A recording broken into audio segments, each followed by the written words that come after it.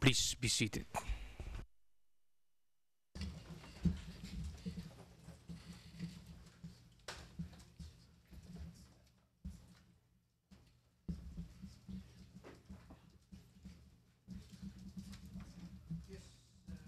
Le président, oui, maître Gosnell.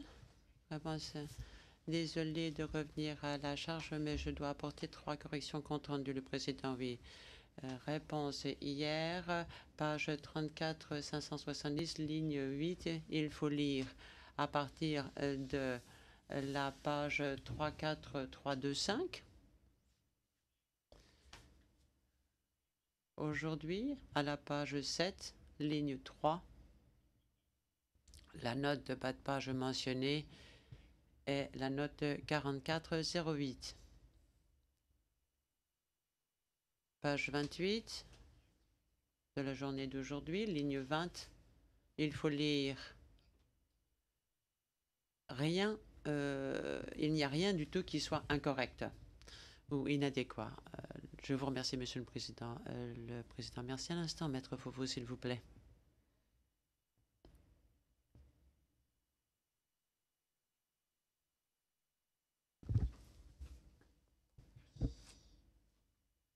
Oui, vous avez la parole, Maître Fofo. Monsieur le Président, Madame, Messieurs les juges, à la fin de ce procès, les mémoires en clôture du procureur et son réquisitoire sont la meilleure preuve de l'impuissance du procureur de prouver la responsabilité du général Miletich. Et les mémoires et le réquisitoire du procureur reposent sur la déformation des preuves, l'interprétation artificielle des preuves, ainsi que sur les conclusions manifestement erronées. Pour commencer, je voudrais dire quelques mots sur le plan prétendument envisagé par les dirigeants serbes, militaires et politiques en 1992 et qui aurait été appliqué durant toute la guerre. Je ne veux pas perdre beaucoup de temps sur cette période qui n'est pas dans l'acte d'accusation.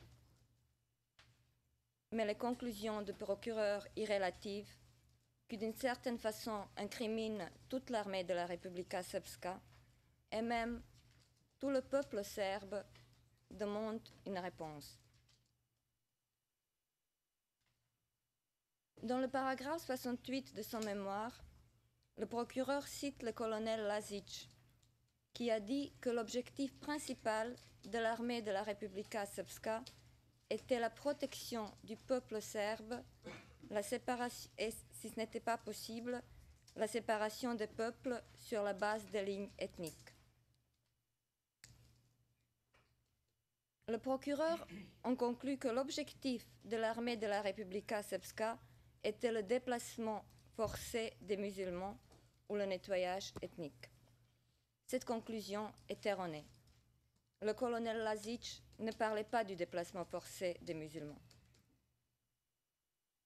L'allégation que l'objectif même de l'armée de la Republika Srpska était le déplacement de la population ou le nettoyage ethnique signifierait que l'armée de la Republika Srpska était en soi une organisation criminelle et que donc tout membre de l'armée, par sa simple appartenance à cette armée, était membre d'une entreprise criminelle.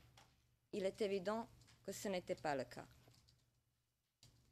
La guerre en Bosnie-Herzégovine était de nature ethnique, ce que le procureur reconnaît lui-même dans le paragraphe 165 de son mémoire. Ceux qui ont eu le malheur de vivre une guerre savent que, contrairement à ce que le général Smith voulait nous faire croire, la guerre n'est qu'une immense souffrance. Elle n'offre que la peur, la douleur et les tragédies. Tout le monde sait que le déplacement forcé est interdit par le droit. Mais le colonel Lazic ne parlait pas du déplacement forcé. Il parlait de la séparation des peuples en guerre, la séparation qui aurait dû limiter les souffrances lorsqu'aucune autre solution n'était plus possible. Je voudrais rappeler que dans une opinion consultative, la Cour permanente de justice internationale a écrit en 1930 dans l'affaire concernant les communautés gréco-bulgares, que le but général de l'acte est ainsi, par une émigration aussi large que possible, d'éliminer ou de réduire dans les balcons les foyers d'agitation irrédentistes, que l'histoire des périodes précédentes démontrait avoir été si fréquemment la cause de douloureux incidents ou de graves conflits, et d'assurer mieux que par le passé l'œuvre de pacification des pays d'Orient.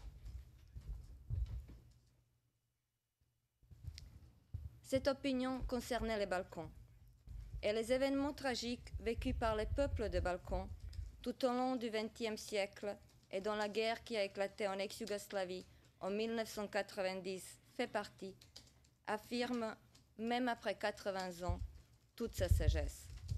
La politique d'un peuple et de son armée ne peut être jugée d'une manière générale dans le vide.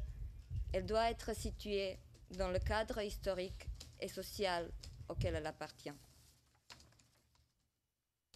Dans ce contexte, la séparation dont le colonel Lazic parlait ne signifiait pas le déplacement de la population, mais la création des entités différentes, l'entité serbe et musulmane, ce qui a été finalement achevé avec la signature des accords de Dayton. À la fin du XXe siècle, la Yougoslavie a éclaté en plusieurs États. Le fondement de cet éclatement était l'appartenance ethnique. L'Union soviétique a éclaté sur les mêmes bases ethniques, ainsi que la Tchécoslovaquie. Tout comme ailleurs, les peuples de la Bosnie-Herzégovine ne voulaient plus vivre dans un seul et même État. La guerre n'a pas éclaté parce que les Serbes et les musulmans ne voulaient pas vivre dans un État commun, mais parce qu'ils n'étaient pas capables de trouver un accord et de se séparer en paix. Le déplacement forcé est un crime. La séparation des peuples est un moyen d'éviter la guerre, la souffrance et la tragédie. Le colonel Lazic parlait de cette séparation. La guerre ne peut excuser et n'excuse pas les crimes, et si ceux qui les ont commis doivent en répondre. Cependant, l'armée de la Republika Srpska n'était pas une organisation criminelle, mais l'armée du peuple serbe en Bosnie. L'appartenance du général Miletic à l'armée de la Republika Srpska n'a aucune importance en soi. Le général Miletic, tout comme de nombreux membres de l'armée de la Republika Srpska, n'avait pas d'intention criminelle. Il n'avait pas d'intention de déplacer la population musulmane et il n'avait aucune volonté de participer à une telle entreprise. Je voudrais me tourner maintenant à certaines allégations du procureur qui, au-delà du fait qu'elles ne sont soutenues par aucune preuve, dépassent complètement l'acte d'accusation en ce qui concerne le général Miletic. Cela appelle quelques remarques préliminaires. Lorsque le procureur a proposé la jonction d'instance, la défense du général Miletic s'y est opposée, car elle considérait que l'acte l'accusation joint était confus et que cette confusion portait préjudice à l'accusé qui, en raison d'un acte d'accusation confus, n'est pas en mesure de comprendre la nature et les motifs des charges. La défense du général Miletic a également déposé une exception préliminaire dans laquelle elle a souligné qu'il n'était pas suffisamment clair si le général Miletic était accusé pour sa participation dans une seule entreprise criminelle ou dans les deux entreprises alléguées dans l'acte d'accusation. Comme suite à l'exception préjudicielle déposée par la défense, la Chambre a rendu sa décision le 31 mai 2006, dans laquelle elle a jugé dans le paragraphe 47 que le général Miletic était accusé comme membre de l'entreprise criminelle commune ayant pour but le déplacement forcé de la population musulmane et qu'il était accusé uniquement comme membre de cette entreprise criminelle. Le procureur n'a pas fait d'appel de cette décision. Le paragraphe 97 de l'acte d'accusation actuel, évoqué par le procureur à l'appui de sa thèse selon laquelle le général Miletich aurait été membre de l'entreprise criminelle commune ayant pour objectif les meurtres, est identique à l'annexe A de l'acte d'accusation qui était sujet de l'exception préjudicielle et de la décision du 31 mai 2006. Un accusé n'est pas membre d'une entreprise criminelle commune parce qu'une telle allégation existe dans l'acte d'accusation. L'appartenance d'un accusé à une entreprise criminelle commune doit être prouvée. La présomption d'innocence est le fondement de toute procédure pénale. Elle est garantie par l'article 21.3 du statut de ce tribunal. La thèse du procureur, selon laquelle le général Miletich aurait été membre de l'entreprise criminelle commune ayant pour objectif le meurtre, bien qu'il ne soit pas accusé pour la participation dans cette entreprise, ignore tous les principes du droit pénal, défie toute la logique juridique et n'est pas acceptable.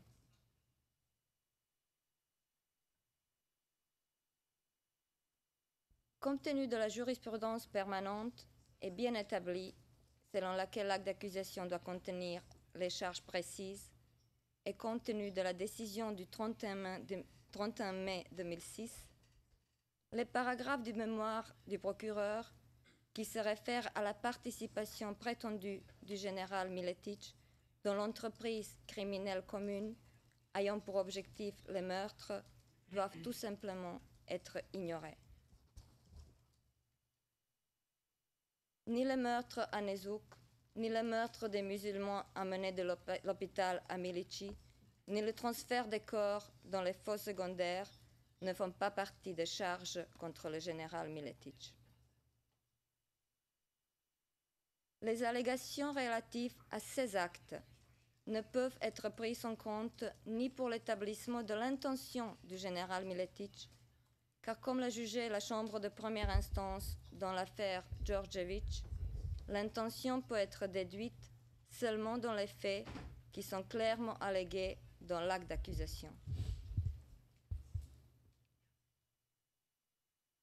Également, le procureur ne peut maintenant déduire l'intention du général Miletich de sa connaissance prétendue des actes et des actions qui ont eu lieu avant mars 1995. Si le procureur voulait prouver l'intention du général Miletich par les événements qui précédaient le 8 mars 1995, il devait le dire dans l'acte d'accusation. Or, il ne l'a pas fait. Il ne l'a fait ni dans le mémoire préalable au procès, ni dans sa déclaration liminaire.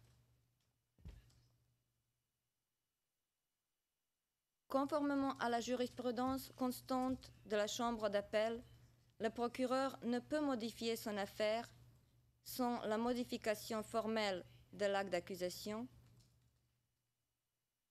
si le déroulement du procès ne confirme pas cette thèse initiale.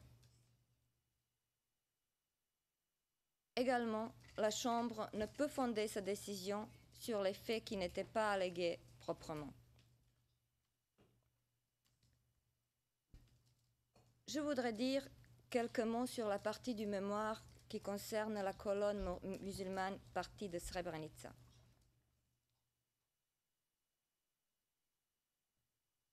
Dans le paragraphe 17.00, le procureur allègue le rôle que le général Miletich aurait eu dans le suivi de la colonne musulmane.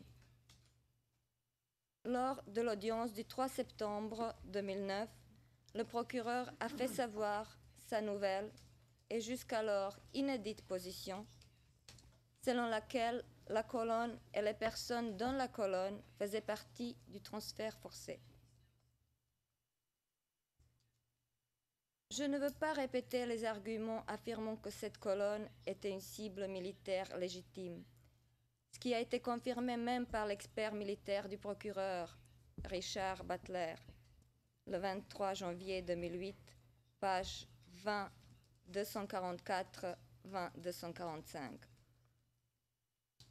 Ce que je veux souligner, ce sont les déclarations du procureur qui a dit à 2 reprises, sans aucune ambiguïté, que cette colonne était bien une colonne militaire, qu'elle a attaqué les positions serbes et surtout qu'elle n'était pas l'objet de l'acte d'accusation. C'était le 1er novembre 2006, page 33-82, et le 7 février 2007, page 70-41.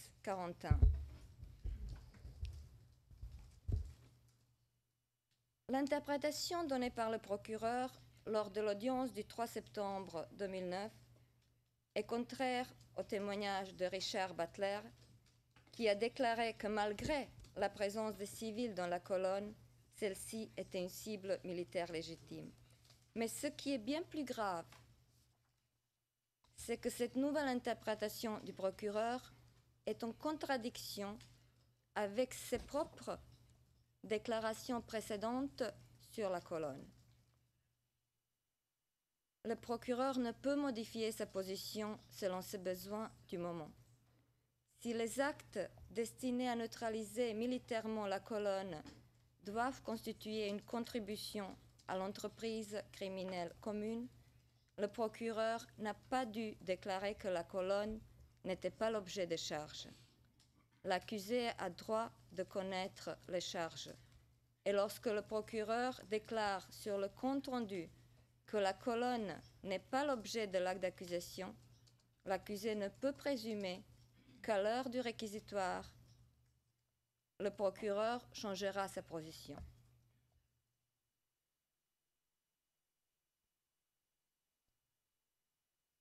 Ce n'est pas tout.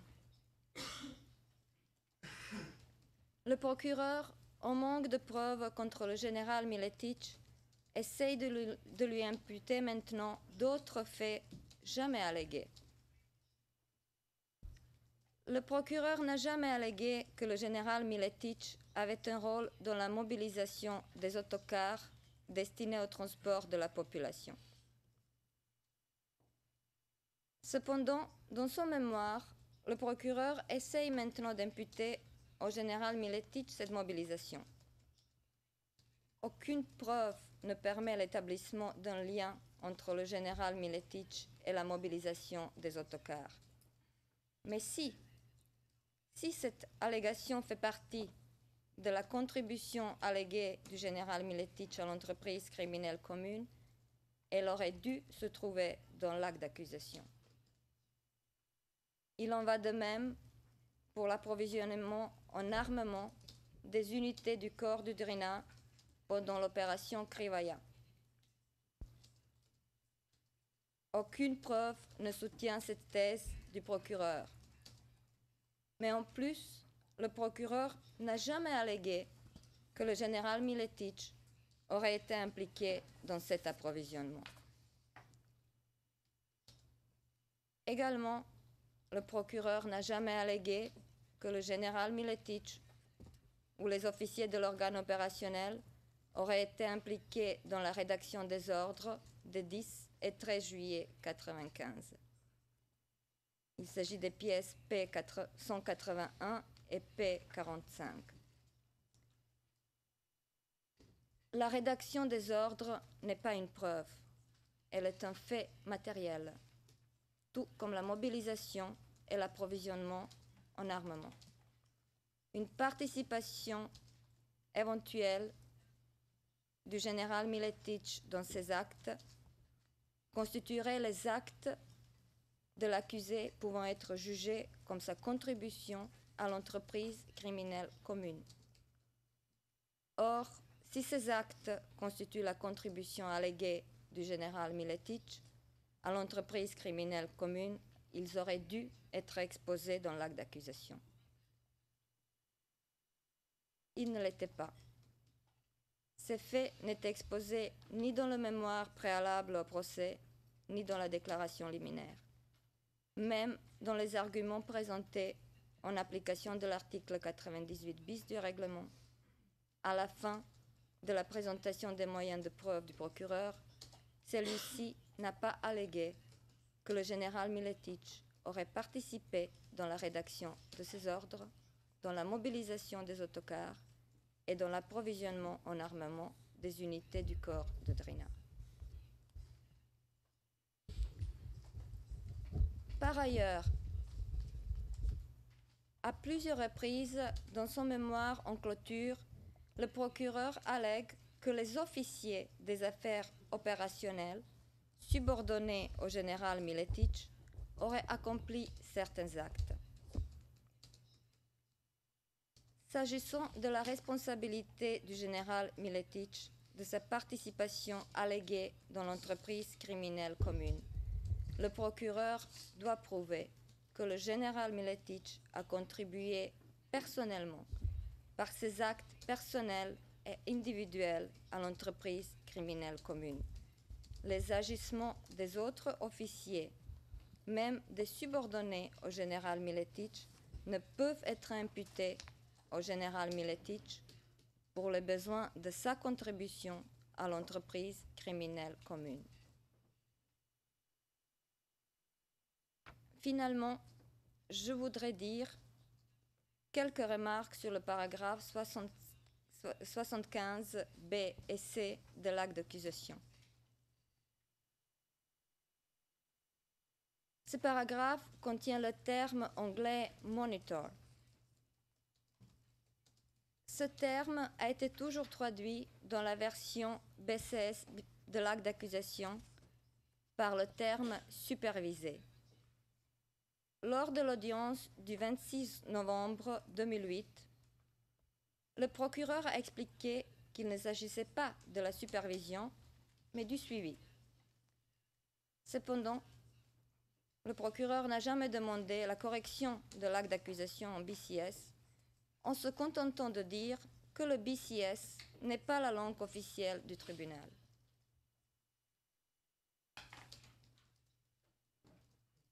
Les règles... Un instant.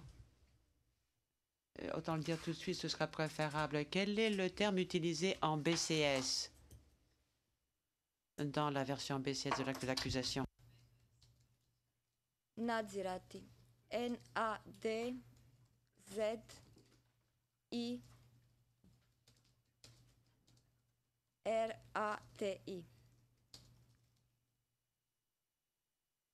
Thank you, madame.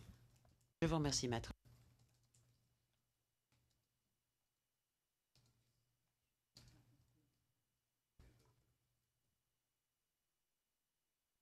Les règles relatives aux langues officielles n'ont pas d'application dans ce cas.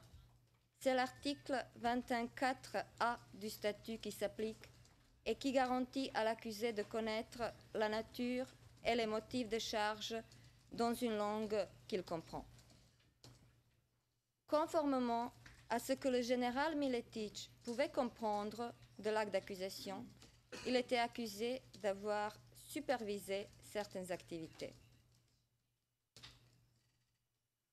La modification de ce terme en novembre 2008, plus de 2 ans après l'ouverture du procès, est définitivement préjudiciable à l'accusé. En plus, cette modification est intervenue après les témoignages de 2 témoins de la défense qui ont confirmé que le général Miletich n'était en charge ni de superviser les activités des unités de la VRS, ni celles de l'ennemi. Il s'agissait de Ljubomir Obradovic, le 17 novembre 2008, page 28-288 et 28-295, et de Novica Simic, le 19 novembre 2008, page 28-511. L'acte d'accusation est un acte du procureur et le procureur aurait dû s'assurer que la traduction en BCS correspond à ses intentions. Le terme monitor peut être traduit en BCS et par le verbe superviser et par le verbe suivre. Il ne s'agit pas d'une erreur de traduction, mais de l'ambiguïté de l'expression utilisée par le procureur qui ne peut être interprétée au détriment de l'accusé.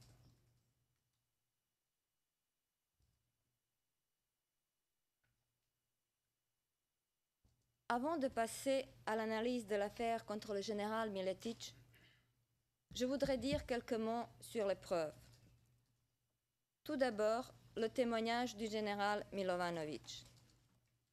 Pratiquement toute l'affaire du procureur contre le général Miletic, et particulièrement la partie concernant la fonction et la position du général Miletic, ainsi que son rôle dans la rédaction de la directive numéro 7, repose sur le témoignage du général Milovanovic.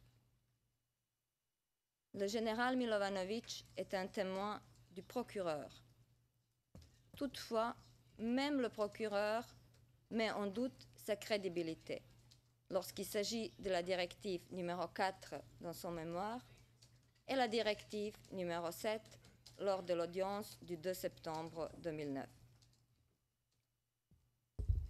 Nous sommes d'accord avec le procureur lorsqu'il dit que le témoignage du général Milovanovic n'est pas crédible lorsqu'il parlait de directives.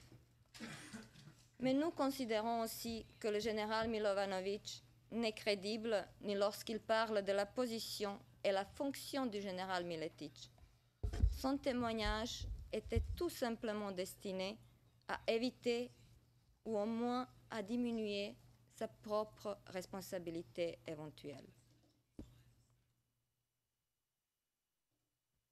Malheureusement, lorsque le général Milovanovic a témoigné, la défense n'a pas eu en sa possession les documents qui démontrent la présence du général Milovanovic dans le quartier général de l'état-major principal au printemps 1995. Sa pleine connaissance de la directive numéro 7 et les actions qu'il a entreprises dans la zone justement du corps de Drina dans la période pertinente, et ceci jusqu'au 1er juin 1995. Tous ces documents étaient obtenus bien plus tard. Le document clé, l'agenda de la secrétaire du président Karadzic, n'a été obtenu qu'en septembre 2008.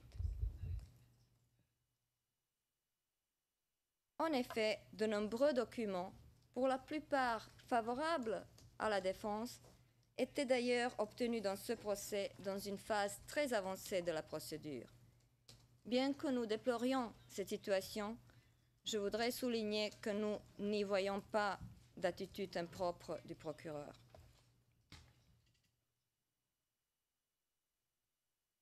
S'agissant des autres preuves, je voudrais dire quelques mots sur les conversations interceptées qui constituent une partie considérable des preuves admises. Ces conversations doivent être appréciées avec une grande attention, et notamment lorsqu'il s'agit des conversations dans lesquelles les remarques indiquant les perturbations ou la modulation vocale sont mentionnées. Également, il faut faire surtout attention lorsqu'il s'agit des dates, des noms des participants et des personnes y mentionnées. Les erreurs ne peuvent pas être exclues.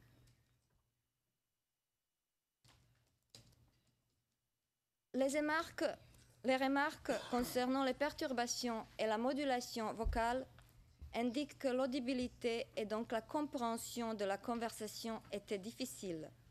En conséquence, la possibilité de l'erreur dans ces conversations est plus élevée.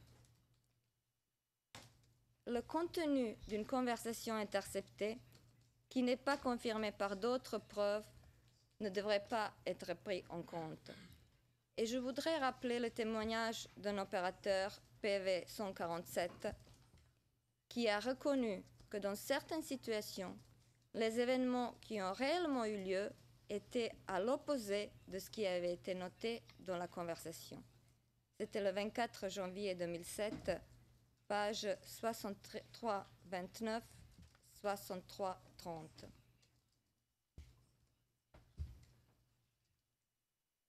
Finalement, bien que la jurisprudence ne demande pas la corroboration des témoignages, cette corroboration est néanmoins requise pour les témoignages admis en application de l'article 92 bis lorsque l'auteur de la déclaration n'est pas cité à comparaître et lorsqu'il n'a pas pu être contre-interrogé. Les éléments d'une telle déclaration ne peuvent conduire à une déclaration de culpabilité s'ils ne sont pas corroborés.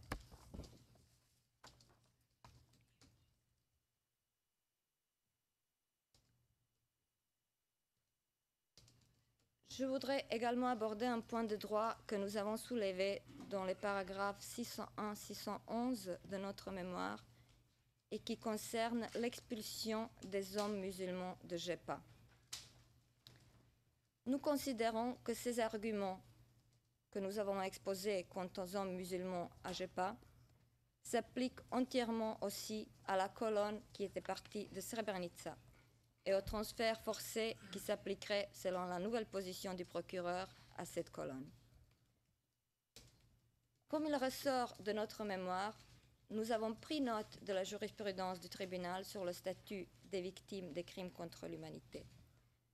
Cependant, venant du système continental, j'ai quelques difficultés à accepter cette position.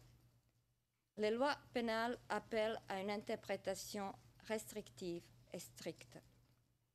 Le statut de ce tribunal a la force de la loi. L'article 5 de ce statut a posé des conditions générales qui doivent être remplies pour tous les crimes contre l'humanité. Cet article dispose que le tribunal international est habilité à juger les personnes présumées responsables des crimes suivants. Lorsqu'ils ont été commis au cours d'un conflit armé de caractère international ou interne et dirigés contre une population civile, quelle qu'elle soit. L'article 5 du statut de ce tribunal diffère des dispositions contenues dans les autres textes internationaux concernant les crimes contre l'humanité, notamment du statut du tribunal pour le Rwanda et du statut de la Cour pénale internationale, qui exige que les crimes soient commis dans le cadre d'une attaque généralisée et systématique pour le Rwanda ou généralisée ou systématique pour la Cour pénale internationale. Devant ce tribunal, l'exigence de cette attaque généralisée ou systématique était ajoutée par la jurisprudence comme une condition additionnelle nécessaire pour qu'un acte constitue le crime contre l'humanité. Cela se comprend, cela ne porte aucun préjudice aux accusés et cela ne sort pas du cadre de l'interprétation restrictive de la loi pénale. Cependant, cette attaque généralisée ou systématique est une condition jurisprudentielle. Elle n'est pas dans le statut. L'article 5 du statut ne mentionne pas une attaque généralisée ou systématique. Il mentionne seulement un conflit armé. Comme il n'y a pas d'attaque dans le texte, la population civile mentionnée dans l'article 5 ne peut être la cible d'une attaque, mais seulement des crimes qui y sont mentionnés. Cet article, tel qu'il est, au moins en français, demande que les crimes soient dirigés contre la population civile. Cela dit, je voudrais préciser que nous considérons que la présence de quelques militaires au sein de la population civile ne changera pas le caractère civil de cette population, mais qu'également une unité militaire ou un groupe de combattants en état de combattre complètement séparé de la population civile ne peut être victime du crime contre l'humanité tel que dans le statut du statut de ce tribunal. S'agissant de la colonne partie de Srebrenica, ceux qui l'ont rejoint l'ont fait dans le but de contribuer à l'action militaire qui était le percée de la 28e division de Srebrenica vers la Bosnie centrale. Ayant rejoint une formation militaire, ils sont devenus les combattants. Il en va de même pour les membres de la 285e brigade de GEPA et ceux qui les ont rejoints. Aussi bien la 28e division que la 285e brigade ont quitté Srebrenica et GEPA avec l'intention de rejoindre les territoires musulmans et, si besoin se présente, de combattre les forces serbes. Les activités des forces serbes dirigées contre ces groupes étaient des activités purement militaires.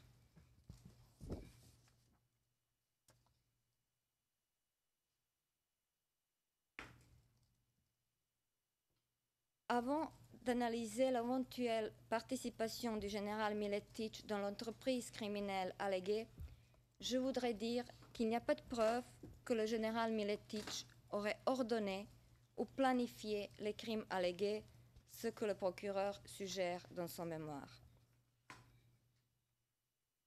Bien que le procureur laisse entendre que toutes sortes de documents transmis par le général Miletic auraient engagé sa responsabilité pour avoir ordonné les actes criminels, il n'a spécifié ni un ordre particulier, ni le crime qui aurait été commis comme suite à cet ordre. Si, conformément à la jurisprudence du tribunal, une personne peut être tenue responsable pour avoir donné un ordre, même s'il a seulement transmis un ordre, et si l'ordre n'a pas à être donné dans une forme particulière, le procureur doit toutefois spécifier l'ordre particulier qui engagerait la responsabilité de l'accusé pour avoir ordonné l'acte criminel constituant un crime au terme du statut du tribunal. Il doit également prouver que l'ordre était illégal et qu'il était transmis avec la connaissance qu'un crime peut être commis dans l'exécution de cet ordre. Finalement, il doit prouver que le crime ordonné a été effectivement commis. Dans le cas présent, le procureur n'a prouvé aucun élément qui permettrait de dire que le général Miletic a ordonné un crime. Également dans les paragraphes 1741 et 1743 de son mémoire, le procureur allègue que le général Miletic aurait planifié les crimes. Le paragraphe 1743 est déjà contradictoire en soi, car tout d'abord, le procureur allègue que le général Miletic a assisté dans la planification des crimes, pour dire ensuite qu'il avait le rôle central dans la planification de la stratégie implémentée ensuite par les dirigeants de la Republika Srpska et de la VRS, qui aurait finalement mené à la prise des enclaves et au déplacement de la population musulmane.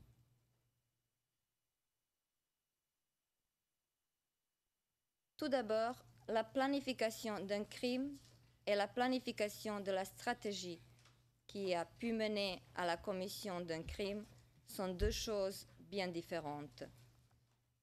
La première suppose la planification directe d'un acte criminel, par exemple du déplacement de la population.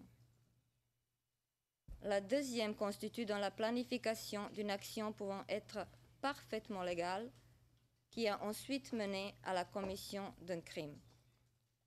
La planification d'une stratégie qui a mené à la commission d'un crime n'est pas la planification dans le sens de l'article 7.1 du statut.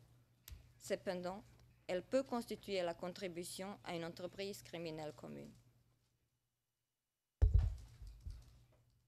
aucune preuve dans ce dossier ne soutient la thèse que le général Miletich aurait planifié les actes criminels. Je parlerai un peu plus tard du rôle du général Miletich dans la rédaction de la directive numéro 7, mais pour le moment, je veux dire simplement que la thèse selon laquelle le général Miletich aurait planifié la stratégie appliquée ensuite par les dirigeants de la Republika Srpska est complètement illogique. Il est évident que la stratégie appliquée par les dirigeants politiques et militaires ne pouvait être planifiée que par ceux-ci, certainement pas par un officier qui ne faisait pas partie de ces dirigeants.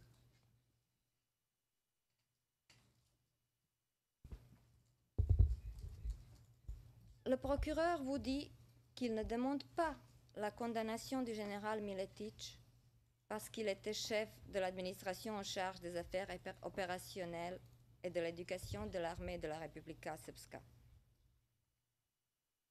Mais c'est justement ce qu'il fait. Le général Miletich est accusé justement et uniquement en raison de la position qu'il a occupée.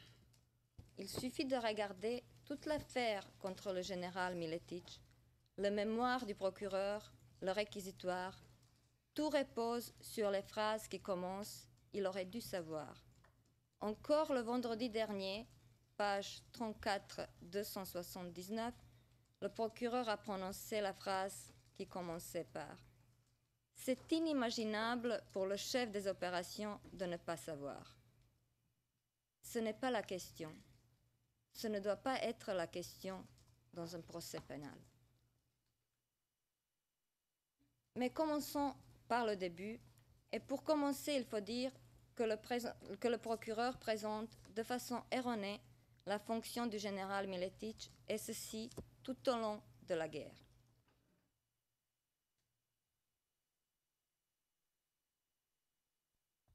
Par exemple, il ressort du paragraphe 69 du mémoire du procureur que le colonel Lazic était subordonné au général Miletich. Le procureur ne se réfère à aucune preuve qui aurait confirmé cette allégation. Et il ne peut le faire, car le colonel Lazic, qui a quitté le département des affaires opérationnelles de l'état-major principal le 21 mai 1993, n'était jamais subordonné au général Miletich.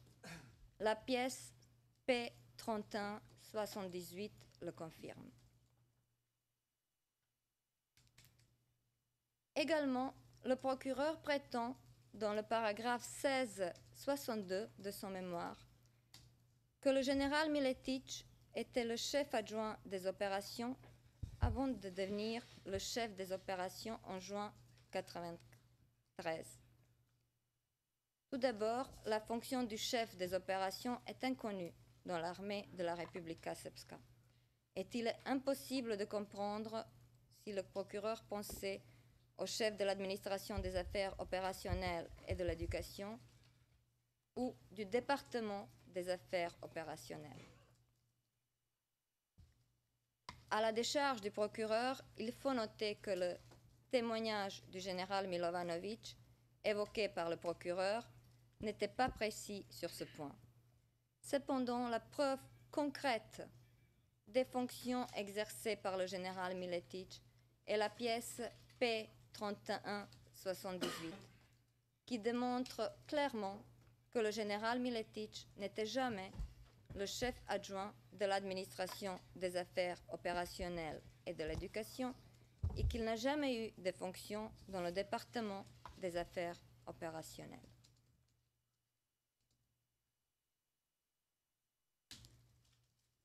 Le document P31-78 est une preuve crédible à laquelle le procureur lui-même se réfère à plusieurs occasions. Dans le paragraphe 16-62, le procureur allègue que le général Miletich était dans l'organe des affaires opérationnelles au moment de la rédaction de la directive numéro 4, ainsi qu'au moment des activités militaires à Tserska, fin 92, début 93.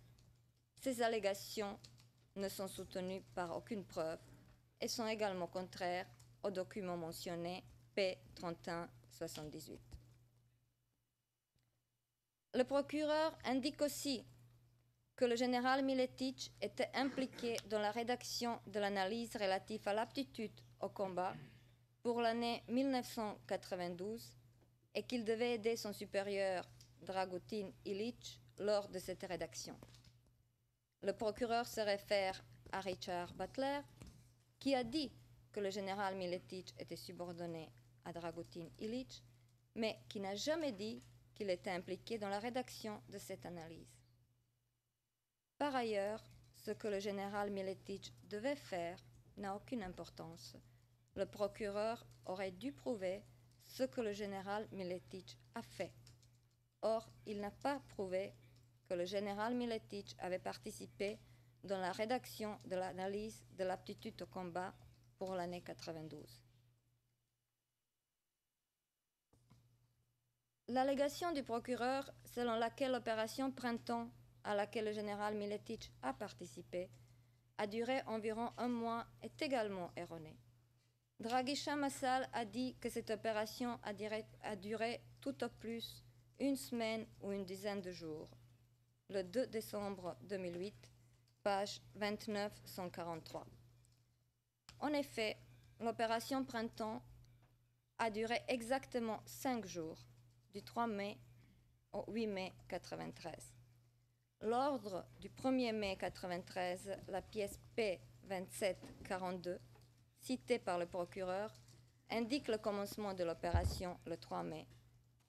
Cette opération a bien été terminée avec la création de la zone de sécurité GEPA le 8 mai 1993, ce que le procureur reconnaît.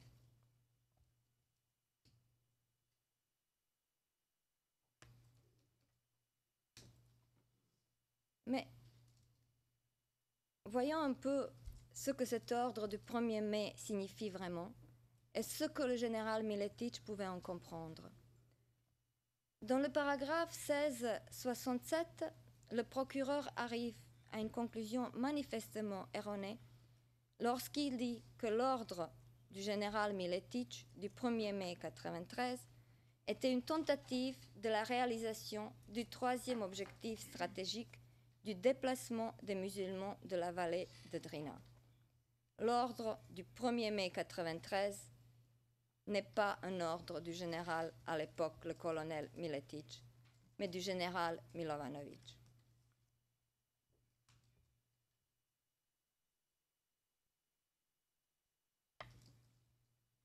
En plus, la conclusion du procureur que l'objectif de cette opération était le déplacement des musulmans n'est pas une conclusion raisonnable. Tout au contraire, le seul objectif de cette opération, clairement indiqué dans les points 4 et 5 de l'ordre P2742, était l'attaque sur les forces musulmanes. L'ordre prévoyait la possibilité pour la population musulmane de rester ou de partir en Bosnie centrale. Cette possibilité ne signifie pas le déplacement forcé de la population. Le déplacement de la population n'est pas nécessairement l'objectif de l'attaque. Elle peut être, et elle était souvent, la conséquence des activités militaires et du changement du pouvoir. Dans l'ordre du 1er mai 1993, cette possibilité était prévue, mais elle n'était pas prévue afin de forcer la population à partir, mais afin de lui assurer la sécurité si elle décidait de partir. Le procureur reconnaît que l'attaque à Jepa, en mai 1993, a cessé avec la création de la zone de sécurité. Parallèlement, avec la création de la zone de sécurité, Jepa aurait dû être démilitarisée. Il est évident que l'armée de la Republika Srpska considérait que les objectifs de l'opération Printemps étaient réalisés avec la démilitarisation de la zone, à laquelle l'état-major principal de la VRS croyait à l'époque. La fin qui était mise aux activités militaires lorsque la zone démilitarisée était créée démontre bien que l'objectif de cette opération n'était pas le déplacement de la population, mais la neutralisation des forces musulmanes, ce qui est un objectif naturel et légitime de tout conflit armé. La directive numéro 6 P32-19 démontre aussi que le déplacement de la population musulmane n'était pas l'objectif de l'armée de la Republika Srpska.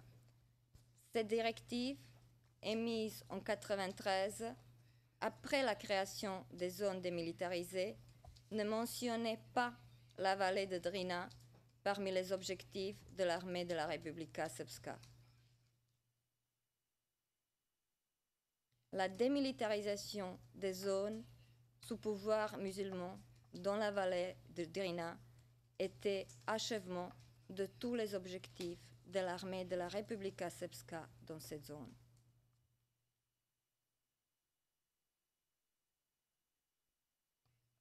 Les documents de l'armée de la Republika Srpska ne peuvent être interprétés ni dans le vide, ni dans la lumière des événements qui se sont produits 2 ans après. Un document doit être apprécié dans le contexte dans lequel il a été écrit.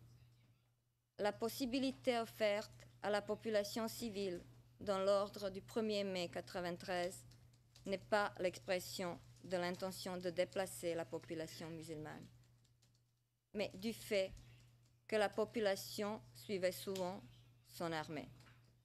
Cette phrase, contrairement aux allégations du procureur, indique que lors de la rédaction de cet ordre, les mesures étaient prises afin d'assurer la sécurité de la population civile.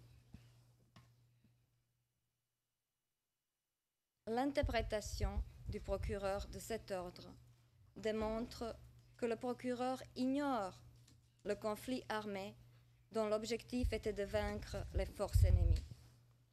Contrairement aux conclusions du procureur, aucune signification illégale ne peut être attribuée aux documents de l'armée de la Republika Srpska lorsqu'une explication militaire raisonnable existe.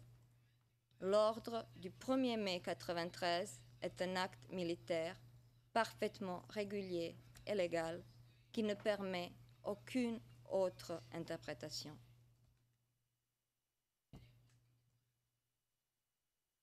La participation du général Miletic dans l'opération Printemps était justifiée militairement et était parfaitement légale. Aucune intention criminelle ne peut en être déduite.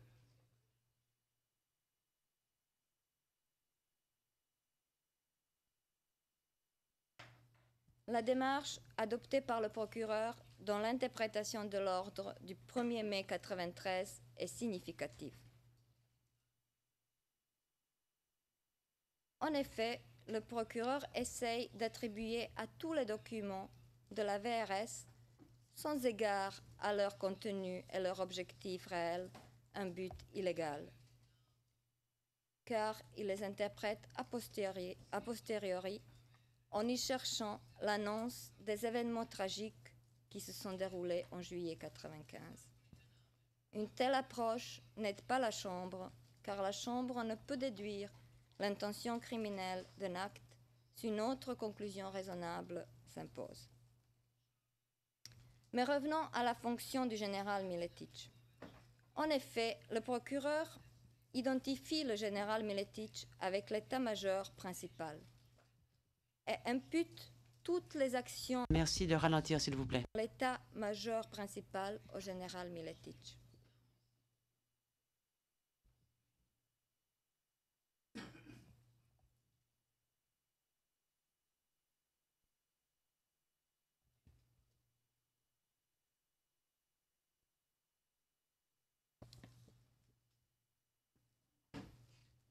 Pendant tout le procès, le procureur a essayé de placer le général Miletic à la position qui n'était pas la sienne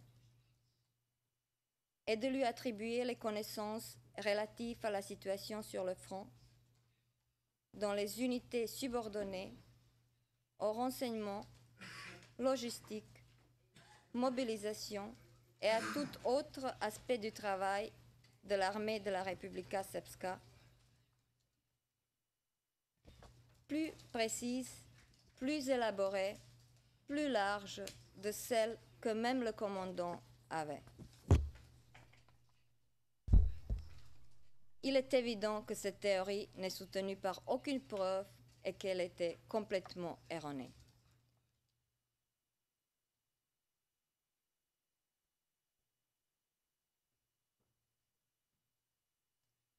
Le général Miletic n'est pas l'état-major principal. Sa contribution éventuelle à l'entreprise criminelle commune alléguée peut être appréciée seulement sur la base de ses agissements personnels. Les actes de l'état-major principal ne peuvent être imputés au général Miletic, sauf s'il s'agit des actes dans lesquels sa participation a été prouvée. Le général Miletic n'était pas le commandant de l'état-major principal et n'était pas censé savoir tout ce qui s'y passait. Il ne peut être tenu responsable pour tout acte de l'état-major principal. Quelle que soit la fonction que le général Miletic a occupée et exercée, cette fonction en soi ne peut être la preuve ni de son appartenance prétendue à l'entreprise criminelle alléguée, ni de sa contribution éventuelle à celle-ci. Le procureur a consacré une grande partie de ce procès et de son mémoire à la fonction du général Miletic afin de masquer l'insuffisance des preuves pour établir la responsabilité éventuelle du général Miletic.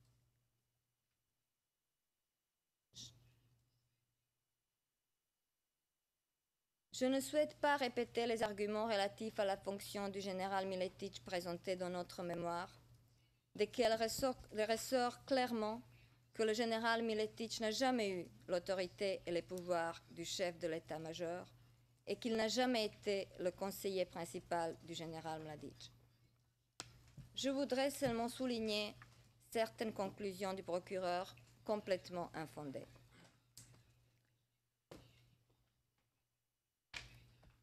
Lorsqu'il essaye d'expliquer la fonction du général Miletic, le procureur cite principalement le témoignage du général Milovanovic. Dans les paragraphes 1635, 1653, le procureur se réfère 25 fois au général Milovanovic. Or, le procureur reconnaît lui-même que le général Milovanovic n'est pas crédible.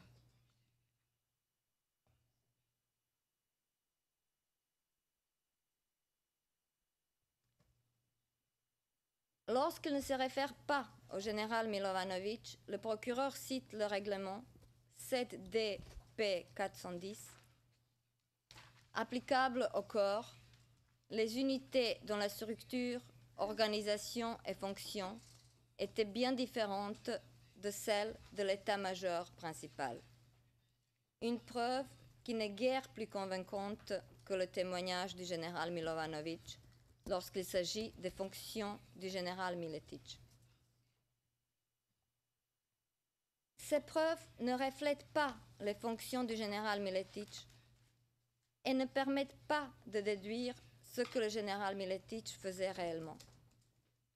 Ces preuves ne disent rien sur les tâches du général Miletic au moment des activités autour de Srebrenica et Jepa, lorsque le commandant, le chef de l'état-major et de nombreux assistants du commandant étaient absents de l'état-major principal et lorsque la situation était bien éloignée de la situation régulière décrite par le général Milovanovic et complètement différente de celle décrite dans le règlement cité, qui d'abord s'appliquait dans les corps et qui en plus était destiné à être appliqué dans le temps de paix.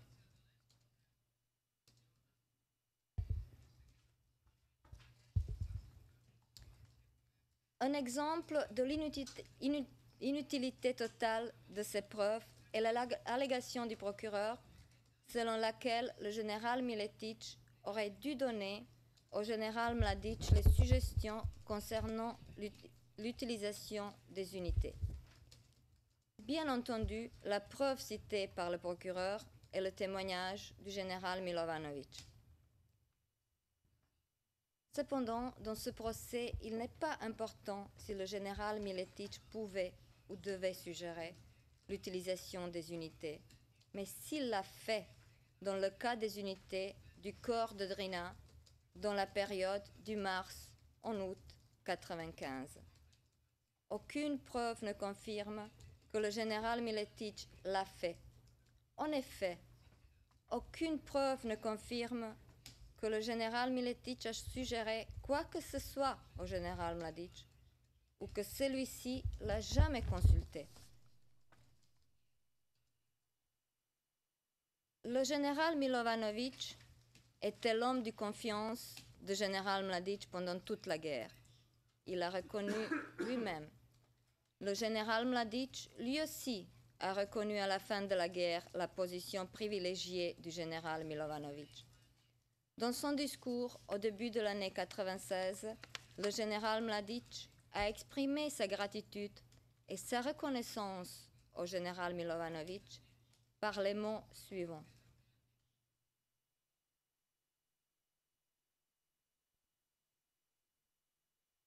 Encore une fois, je vous remercie, particulièrement vous, le général Milovanovic, mon bras droit, qui m'avait représenté avec beaucoup de succès et qui m'avait aidé énormément.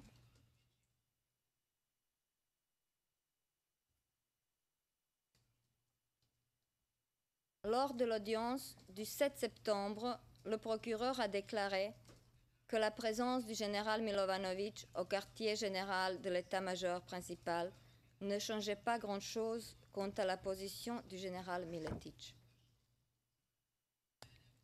Mais dans le paragraphe 11 de l'acte d'accusation, le procureur a décrit le général Miletich comme le conseiller principal du général Mladic, justement pour avoir représenté le général Milovanovic. Or, si le général Milovanovic était dans le quartier général de l'état-major principal, personne ne pouvait le représenter.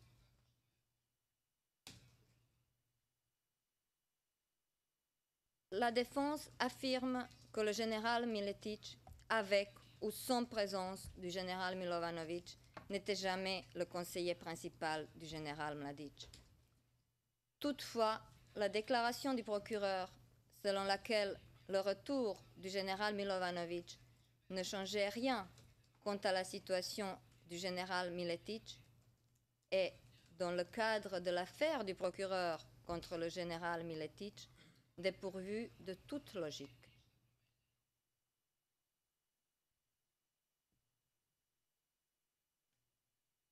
Par ailleurs, le procureur utilise des méthodes différentes pour évaluer le rôle du général Miletich et celui du général Milovanovic.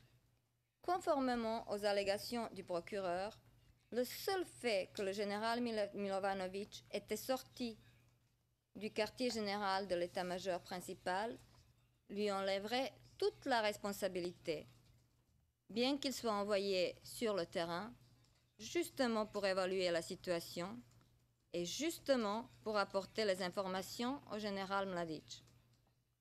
De l'autre côté, le général Miletich, même lorsqu'il est en permission à Belgrade, aurait pu s'informer sur la situation. C'est absurde, notamment si l'on prend en compte le fait que le général Milovanovic était, sans l'ombre d'un doute, et pendant toute la guerre, le collaborateur principal, le plus proche et le plus apprécié du général Mladic.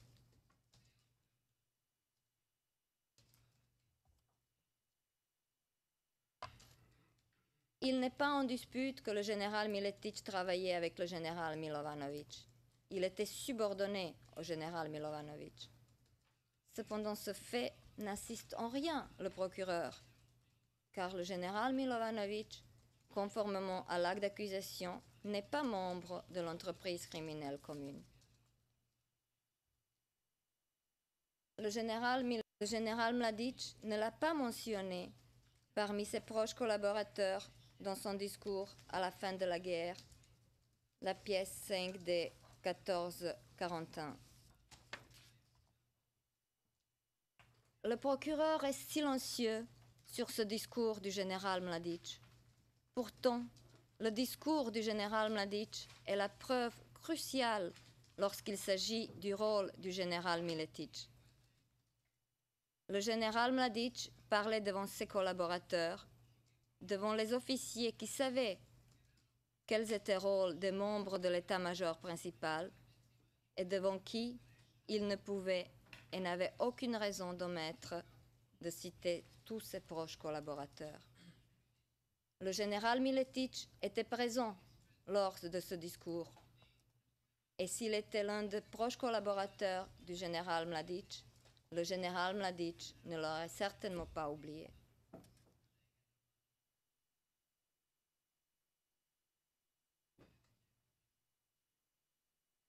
Comme le général Miletic n'était pas dans le cercle des plus proches collaborateurs du général Mladic, il est difficile d'envisager qu'il pouvait se trouver dans la position unique de conseiller le général Mladic.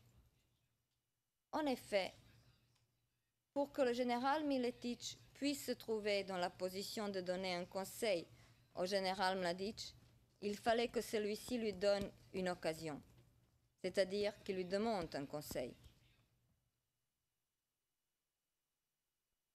Le procureur n'a présenté aucune preuve que le général Mladic s'est adressé au général Miletic pour un conseil, ou que le général Miletic lui a donné un tel conseil.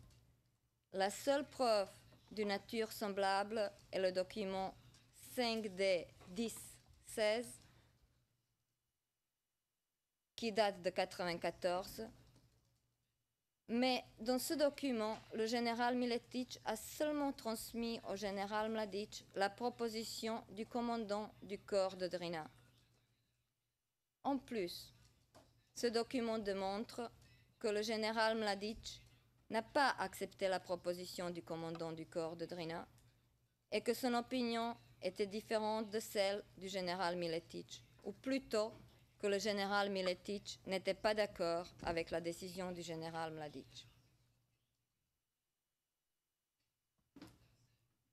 Ni l'allégation du procureur dans le paragraphe 1650 que l'influence du général Miletic dans l'état-major principal aurait augmenté et que ses propositions auraient été respectées et acceptées n'est soutenu par des preuves. Le général Miletic était le seul général dans l'état-major principal qui n'a pas été mentionné dans le discours du général Mladic prononcé à la fin de la guerre. Par ailleurs, la conversation entre le général Mladic et le général Tolimir du 24 juillet 1995, il s'agit de la pièce P1327, indique bien combien le général Mladic respectait et acceptait les propositions du général Miletic.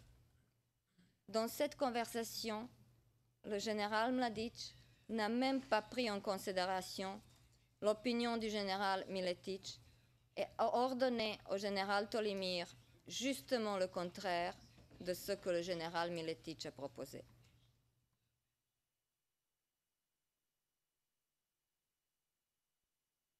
Également, le procureur n'a aucune preuve pour ces allégations selon lesquelles le général Miletic aurait eu le rôle essentiel dans chacune des décisions prises dans la réalisation de l'objectif de l'entreprise criminelle commune alléguée, et selon lesquelles les décisions du général Miletic auraient été cruciales dans les efforts de vaincre militairement les forces musulmanes et de déplacer la population musulmane de Srebrenica et Jepa.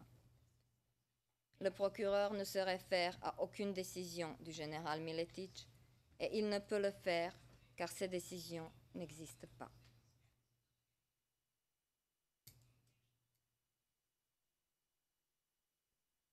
Dans son mémoire, le paragraphe 131, le procureur cite le général Nicolai, qui a déclaré que les réponses utiles à l'état-major principal de l'armée de la Republika Srpska pouvaient être obtenues seulement des généraux, car les généraux étaient probablement les seuls autorisés à prendre les décisions. Le général Miletic était le colonel jusqu'à la fin du mois de juin 1995. Donc si l'on croit en général Nicolai, et il est à supposer que le procureur le croit, car il le cite, le général Miletic, qui est devenu le général le 28 juin 1995, au moins jusqu'à cette date, donc jusqu'à la fin du juin, ne pouvait avoir aucun rôle essentiel dans la prise de décision. Le général Mladic, commandant de l'armée de la Republika Srpska, peut certainement dire avec plus d'autorité que le général Nicolai, qui, dans l'état-major principal, participait dans la prise de décision. Et il l'a fait. Dans le discours mentionné déjà plusieurs fois, le général Mladic a énuméré les officiers qui ont participé dans la prise de décision. Il n'a pas mentionné le général Miletic.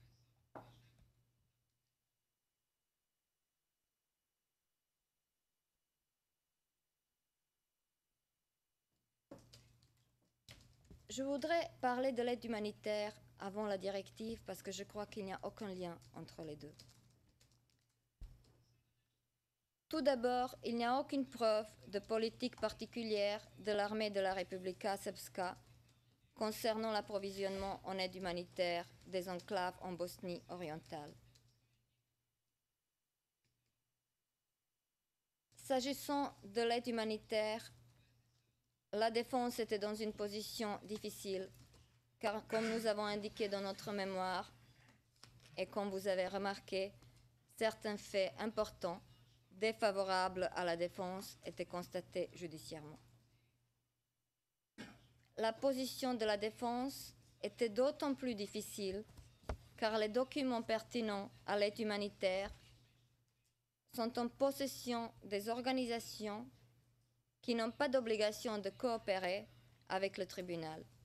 Nous savons tous quelle est la position des organisations internationales humanitaires quant à la production de leurs documents, et je ne pense pas que j'ai besoin d'élaborer ce point.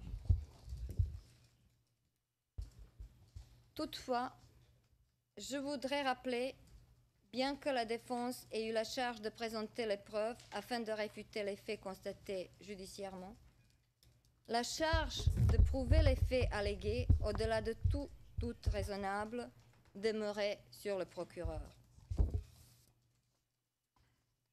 Or, les preuves présentées dans ce procès jettent plus qu'un doute sur les allégations du procureur. Les preuves présentées dans ce procès ne permettent plus la constatation qu'au début de 1995, de moins en moins de convois de l'aide humanitaire venaient à Srebrenica. Elles ne permettent plus la constatation que les Serbes de Bosnie essayaient délibérément de limiter l'accès aux enclaves aux convois humanitaires et que le blocage des convois humanitaires faisait partie d'un plan. Le tableau à la page 21 de la pièce P41-45 prouve, au-delà de tout doute raisonnable, que l'aide humanitaire était délivrée aux enclaves en Bosnie orientale, et notamment à Srebrenica et Jepa régulièrement jusqu'au mois de juin 1995. Aucune diminution n'est survenue comme suite à la directive numéro 7. Cette pièce P41-45, qui est sans aucun doute la meilleure preuve quant à l'aide humanitaire délivrée aux enclaves, prouve que ces enclaves, Srebrenica et Jepa, étaient mieux approvisionnées que les autres enclaves en Bosnie, que l'aide qui leur était délivrée en mars, avril et mai 1995 a augmenté par rapport au février 1995 et qu'en tout cas, en 1995 et jusqu'au mois de juin, elle était délivrée bien plus régulièrement qu'en 1994. La pièce P41-45 est le document de l'organisation qui est la mieux placée pour connaître la situation humanitaire et les quantités de l'aide humanitaire délivrée. Il serait contraire à bon sens de l'ignorer au profit des témoignages qui, à la lumière de cette pièce, semblent être complètement erronés. Je ne peux que regretter que cette organisation internationale n'a pas mis à la disposition de la défense ses archives, les demandes adressées aux autorités serbes et les réponses de celles-ci. Les documents qui auraient permis de démontrer avec encore plus de force l'inexistence d'un plan destiné à restreindre l'aide humanitaire. Les témoignages auxquels le procureur se réfère à l'appui de sa thèse sont les témoignages qui, en absence des autres preuves, ont amené ce tribunal de juger dans les affaires précédentes que l'aide humanitaire était délibérément restreinte, et ceci depuis le début de 1995. Ce sont les témoignages des membres du Dutchbat, de Johannes Rutten par exemple, qui se souvient d'un seul convoi de l'UNHCR en mars 1995, tandis que le document P41-45 nous renseigne que 11 convois y sont arrivés. Le témoin Rutten ne se souvient d'aucun convoi de l'UNHCR au mois d'avril. Or, il y en avait 10 apportant une quantité de l'aide humanitaire plus grande que les 11 convois en mars. Ce témoignage de Johannes Rutten se trouve dans le compte-rendu du 7 décembre 2006, page 52-31.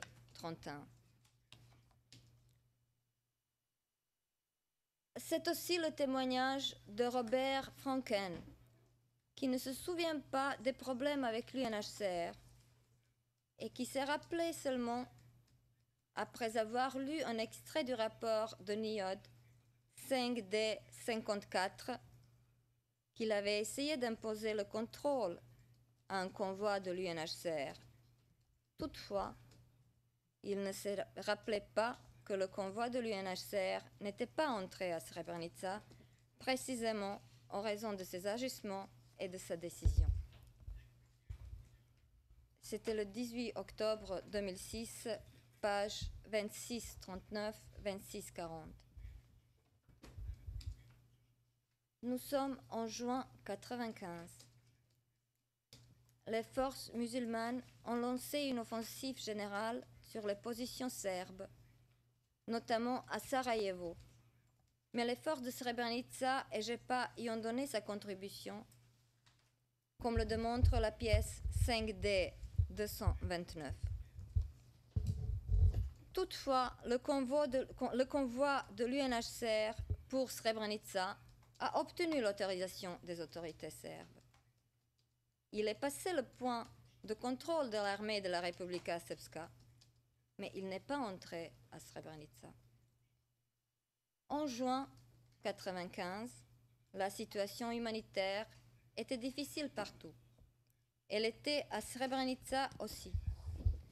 Mais Robert Franken, le commandant adjoint du Dutchbat, a décidé, à la demande de l'armée de la Bosnie-Herzégovine, d'imposer un contrôle au convoi de l'UNHCR, provoquant ainsi le départ du convoi qui, en conséquence, n'a pas délivré l'aide apportée. Robert Franken a oublié ce convoi de l'UNHCR. Il a oublié aussi que le Dutchbat, l'unité dont il était le commandant adjoint, s'approvisionnait à Bratunac. Bien sûr que les restrictions existaient, mais elles étaient limitées et surtout elles n'étaient pas imposées dans le but de créer les conditions invivables à la population musulmane. Elles étaient résultat de nombreux abus auxquels l'armée de la Bosnie-Herzégovine et ceux qui transportaient l'aide humanitaire se sont livrés. Personne ne peut exclure la possibilité que les restrictions, lorsqu'elles étaient imposées, étaient justifiées. Je prendrai l'exemple cité par le procureur, le camion avec le matériel scolaire. Cette interdiction semble bizarre.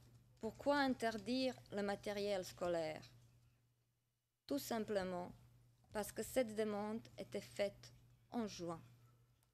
Les enfants sont en vacances scolaires en juin. Mais l'armée de Bosnie-Herzégovine trouvait bien utiles les cahiers destinés aux enfants. Tout le monde se souvient des carnets utilisés par les opérateurs des conversations interceptées. Il suffit de regarder ces carnets. Par exemple, P23-28. C'était des cahiers des écoliers, mais utilisés aux fins militaires par l'armée de Bosnie-Herzégovine. Je voudrais dire aussi quelques mots sur l'approvisionnement en médicaments. Le procureur prétend qu'il n'y avait plus personne à Potocari lorsque le rapport 5D 1446 était écrit. Ce rapport soutient seulement l'extrait du rapport de Niod, dont le numéro 5D 53 était omis par inadvertance de la note de bas de page numéro 568 dans notre mémoire. Bien entendu que les blessés étaient toujours à Potocari le 13 juillet 1995. Ils n'étaient évacués que le 18 juillet 1995. Même Robert Franken a reconnu que les blessés sont restés dans la base à Potocari après l'évacuation de la population. Elko Koster a déclaré aussi, dans sa déclaration admise en application de l'article 92 ter, que les blessés sont restés dans la base du Dajbat.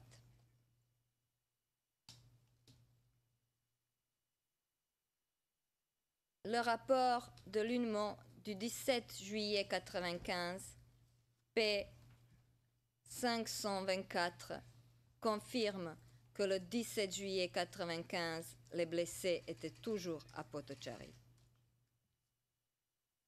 Est-ce qu'on peut passer à huis clos? Sure. Let's go into Volontiers. Nous allons passer. Nous sommes en audience publique. yeah, anytime. And Et si vous voulez faire une pause, maître, dites-le nous. Nous pourrons. all right. Thank you. Merci. Pause de 25 minutes. All rise, veuillez vous lever.